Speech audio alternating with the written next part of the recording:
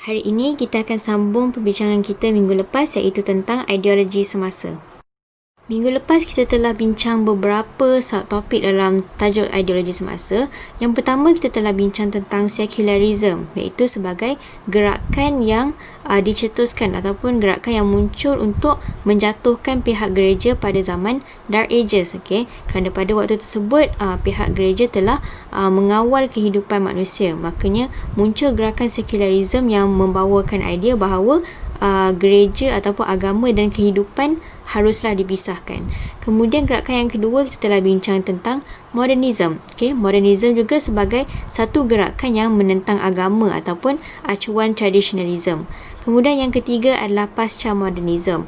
Pasca modernism merupakan satu gerakan sebagai respon ataupun reaksi terhadap modernism. Jadi hari ini kita akan sambung tentang pasca modernism, ideologi relativism dan juga dualism. Pasca modernism.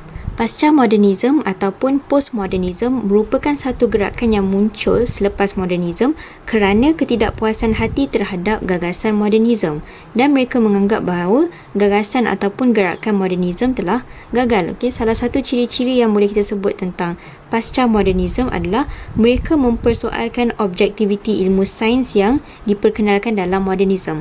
Kalau dalam perbincangan modernism sebelum ini, kita belajar bahawa modernism sangat berpegang kepada sains ataupun kaedah saintifik. Tapi bila dah masuk pasca modernism, gerakan ini mempersoalkan objektiviti ilmu ataupun objektiviti keilmuan sains dan juga kaedah saintifik. Selain daripada itu, pasca modernism juga berpegang bahawa tidak ada kebenaran yang mutlak. Sebagaimana gerakan modernism, mereka menganggap bahawa sains merupakan kebenaran yang mutlak ataupun kita boleh mendapat kebenaran mutlak melalui kaedah saintifik. Tapi walau bagaimanapun, pasca modernism bercanggah dengan pendapat gerakan modernism dan bagi gerakan pasca modernism tiada kebenaran yang mutlak. Penolakan pasca modernism terhadap modernism. Terdapat beberapa poin yang menjelaskan tentang mengapakah pasca modernism menolak gerakan modernism. Yang pertama adalah kerana modernism gagal mewujudkan pemulihan ke arah masa depan kehidupan yang lebih baik sebagaimana yang diharapkan oleh para pendukungnya. Kalau sebelum ni kita bincang tentang modernism dan tentang kemunculan modernism iaitu untuk menjatuhkan agama yang mengawal manusia, maka gerakan modernism muncul untuk menyelamatkan manusia ataupun untuk membawa manusia untuk ke arah kehidupan yang lebih baik. Walau bagaimanapun, berlaku beberapa kegagalan dari gerakan modernism di mana seterusnya muncullah gerakan pasca modernism untuk membawa satu gagasan idea yang baru. Dan bagi pasca modernism, gerakan modernism telah gagal ataupun kerana modernism telah menindas manusia.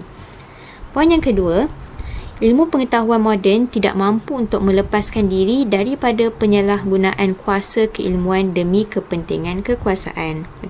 Sebelum ni kita bincang tentang modernism di mana modernism berpegang dengan sains dan juga kaedah saintifik. Walau bagaimanapun, pasca modernism mempunyai kritik-kritik terhadap gerakan modernism. Antara kritiknya adalah teori-teori yang muncul dari acuan modernism mempunyai konstruk tertentu. Contohnya bila menggunakan teori sains. Teori sains itu sebenarnya mempunyai konstruk tertentu di mana konstruk tersebut sebenarnya tidak objektif seperti mana yang golongan modernism claim. Dan kritik tersebut mengatakan bahawa teori sains yang telah muncul daripada gerakan modernism sebenarnya bias ataupun lebih cenderung untuk memberikan manfaat bagi sesetengah pihak. Contohnya kalau ahli sains mewujudkan suatu teori, bagi pasca modernism sebenarnya teori tersebut tidak objektif, malah mempunyai bias ataupun kecenderungan untuk memberi manfaat kepada pihak-pihak tertentu. Seterusnya adalah terdapat banyak percanggahan antara teori dengan fakta dalam perkembangan ilmu moden. Disebabkan teori yang dibentuk mengikut konstruk tadi tu, yang dapat memenuhi interest sesuatu pihak. Sebab itulah ada kebarangkalian untuk bercanggah antara fakta dengan hakikat realiti sesuatu perkara yang ingin dikaji. So fakta dengan teori ini tidak sama disebabkan ada bias tersebut.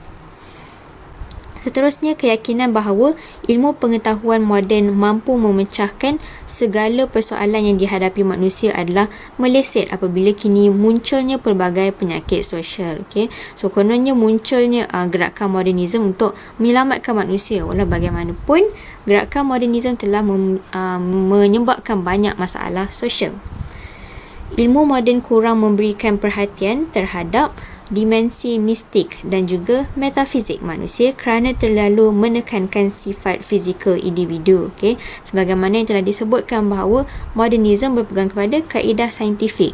Bila kita sebut kaedah saintifik, ia bermakna merujuk kepada kaedah empirikal ataupun hal-hal fizikal sahaja. Okay? Dan seperti mana telah dibincangkan dalam pasca modernisme, bahawa mereka mengkritik modernisme sebagai satu ideologi yang terlalu menekankan sifat fizikal individu. Maka modernisme merupakan bersifat lebih logosentrik, iaitu tidak seimbang. Okay? Sedangkan manusia ni sebenarnya terdiri daripada intelek, rohani, emosi dan juga intuitif. Tapi modernisme terlalu menekankan aspek fizikal manusia. Okay? Jadinya dari sudut perkembangan manusia, modernisme sebenarnya tidak mampu ataupun tidak dapat address semua isu dalam perkembangan diri seseorang individu. Sekarang kita tengok pula beberapa tokoh aliran pasca modernisme. Yang pertama, Jean-François Lyotard. Beliau adalah salah seorang daripada ahli falsafah Perancis. Beliau berkata bahawa pasca moden bukan lahir sebagai satu tahap sejarah, tetapi satu keadaan dan tanggapan terhadap kehidupan yang terhasil kerana perubahan dalam pengorganisasian ilmu pengetahuan. Okay? Seperti mana telah dibincangkan tadi bahawa pasca modernis ataupun gerakan pasca modernisme percaya bahawa ilmu pengetahuan telah dikonstruk ataupun dibentuk mengikut ataupun menurut pengalaman masing-masing, di mana ia dipengaruhi oleh interest ataupun kepentingan masing-masing. Oleh itu lahirlah gerakan pasca modernisme. Pasca moden merupakan perkembangan pesat dalam pengeluaran dan pemasaran ilmu secara global. Pasca moden ialah aliran idea dan sikap yang menampilkan apa yang tidak ditampilkan dan apa yang dianggap songsang oleh pemodenan, mengiktiraf pihak lain yang enggan menerima, malah mempersoalkan sistem nilai dan cita rasa golongan yang berkuasa. Okay, poin yang penting di sini adalah pasca modernisme merupakan gerakan yang menentang arus pemodenan ataupun modernisme. Okey, dan lagi satu poin yang penting adalah mereka pasca modernisme, mereka mempersoalkan sistem nilai yang dibawa oleh golongan yang berkuasa, seperti mana mereka menafikan kebenaran yang dibawa dalam ajaran agama. Pasca moden tidak mengiktiraf naratif aliran utama ataupun meta-naratif yang mempunyai kaitan untuk memberi pengiktirafan kepada naratif pihak lain. Okay. Poin yang penting di sini adalah gerakan pasca modernisme adalah gerakan anti-meta-naratif, di mana mereka tidak menerima naratif-naratif yang klaim bahawa terdapatnya kebenaran yang mutlak. Tokoh yang kedua, Michel Foucault. Beliau juga merupakan salah seorang daripada French philosopher.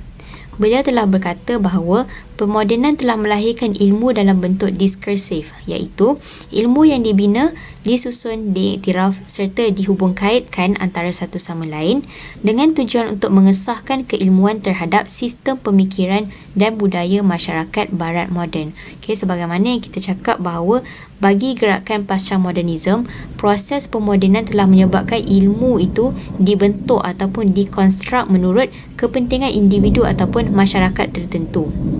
Pemikiran pasca moden Foucault tidak mengiktiraf sejarah sebagai disiplin yang menerangkan apa yang sebenarnya terjadi. Malah, sejarah daripada kaca mata pasca moden ialah ilmu yang cukup sekadar menyatakan apa yang telah terjadi daripada satu sudut pandangan ideologi untuk kepentingan tertentu.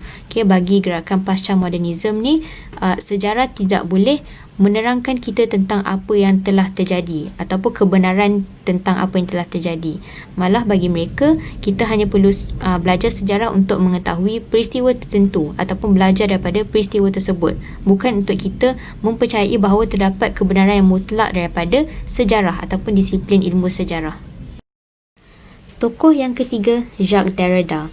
Beliau juga merupakan ahli falsafah Perancis dan beliau mengkritik aliran modernisme dengan mengatakan bahawa konstruksi keilmuan hendaklah dirubah, diperbaiki dan disempurnakan oleh pemikir pasca modernis, iaitu proses deconstructism. Okay.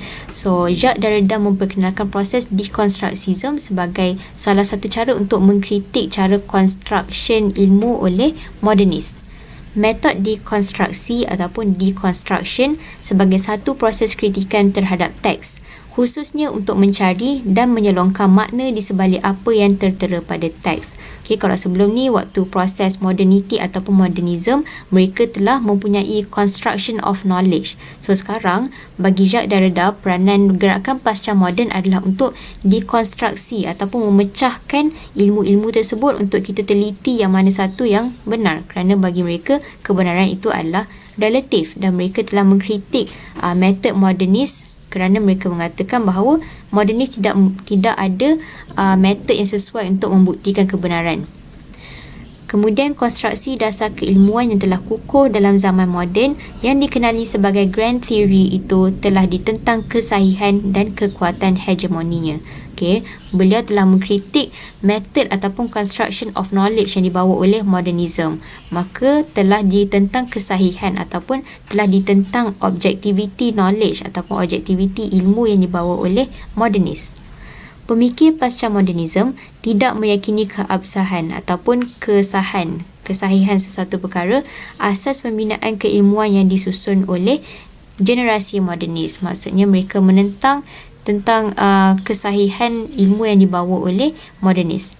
Manusia memilih aspek alam yang berkait dengan kepentingan diri untuk mencipta ilmu yang berguna kepada mereka. Akhir sekali, Jacques Derrida kritik modernis dengan mengatakan ilmu-ilmu yang telah dikonstruk ataupun ilmu yang telah dibentuk oleh gerakan modernis sebenarnya mempunyai pengaruh atas kepentingan diri masing-masing.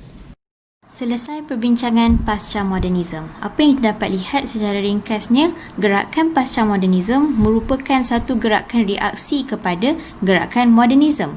Okay, di mana gerakan pasca modernism tidak berpuas hati dengan kegagalan idea ataupun fahaman yang dibawa oleh gerakan modernism. Dan antara ciri-ciri yang signifikan dalam pasca modernism ialah tiada kebenaran mutlak ataupun tiada kebenaran absolut.